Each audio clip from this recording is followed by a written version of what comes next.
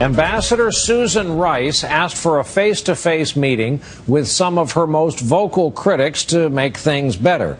The meeting took place today and appears to have made things worse. Rice herself asked for the meetings, but the effort to smooth things over didn't exactly work. For the first time, she acknowledged her comments were wrong. Susan Rice has been depicted as everything from a thrown under the bus sacrificial lamb to a willing political accomplice.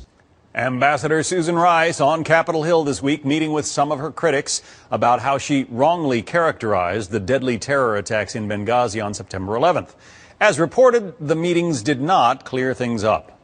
We are significantly troubled by many of the answers that we got and some that we didn't get. I'm more troubled today, knowing, having met with the acting director of the CIA and Ambassador Rice. I'm more convinced than ever that it was bad, it was unjustified to give the scenario as presented by Ambassador Rice and President Obama 3 weeks before an election.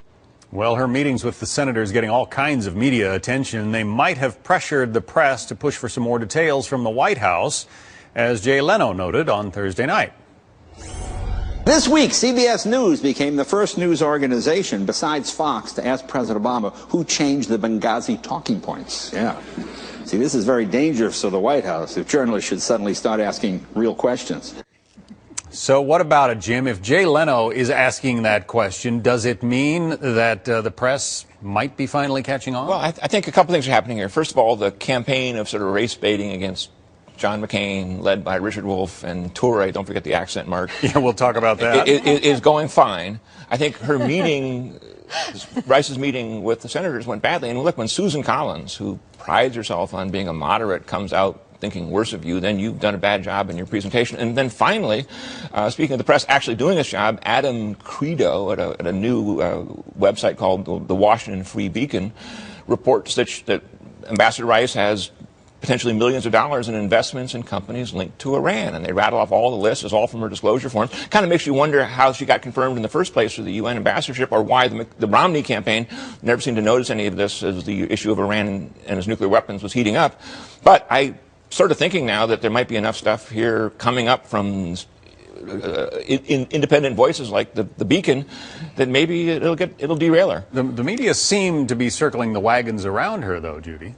Oh, yes. I mean, the John McCain's racist theme, as Jim says, has really picked up steam, and it is being regurgitated not just by MSNBC, but by people on NBC. The Washington Post, in an editorial, pointed out something astonishing to me, was that of the 90 people who signed the letter objecting to Susan Rice's nomination or potential nomination as Secretary of State, 80 of them were male, and about half of them came from states that used to have slaves 100 years ago. This was, when this kind of reasoning gets into the mainstream media, we've got problems. The accusation directed at Senator McCain in particular, who voted, by the way, to approve Colin Powell as Secretary of State and Condoleezza Rice as Secretary of State. Yeah.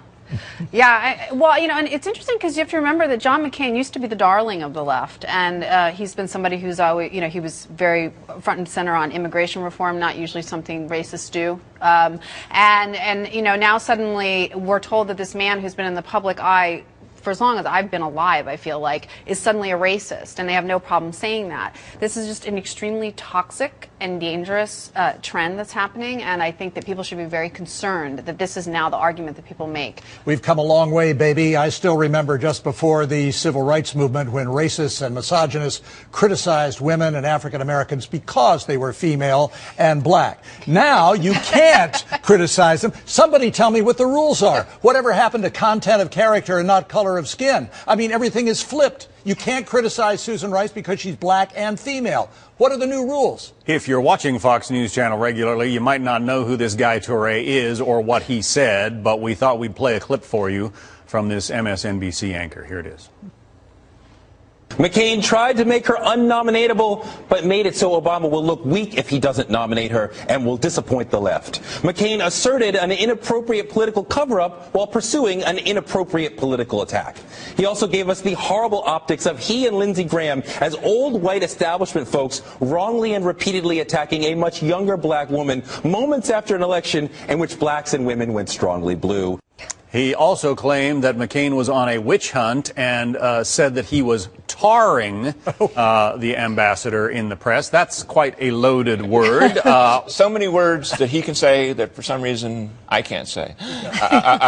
Look, next time we hear the usual suspects from the Columbia Journalism Review and so on denouncing some Rush Limbaugh or whatever, just remember they were stone cold silent, most likely, so far at least, on all this race baiting going on the Rice-McCain issue. Yeah, what about the real issues? I mean, what are the real issues that the media should be raising here, Judy? Well, you know, this has been an indictment not just of politicians who make these charges, and remember that this is where it started because Congressional Black Caucus representatives made the charge that Senator McCain was racist, but it's also an indictment of a totally incurious press. I mean, where are most reporters on important questions, issues of fact, like what happened in Benghazi, what happened before, why was there so little security, what did they do, what did they say they did after the fact? We just still don't know. And where was President Obama during all of this for 7 hours? They're probably afraid of being called racist.